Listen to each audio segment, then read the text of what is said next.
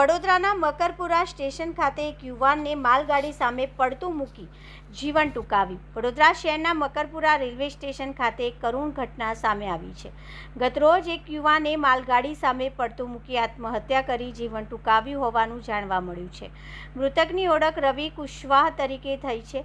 પ્રાથમિક માહિતી અનુસાર રવિ મૂળ બિહાર રાજ્યના રૂ ગામનો રહેવાસી હતો અને રોજગાર અર્થે વડોદરા આવ્યો હતો. ઘટનાની જાણ થતાં રેલવે પોલીસે તાત્કાલિક ઘટના સ્થળ પર પહોંચી હતી અને જરૂરી કાર્યવાહી હાથ ધરી હતી.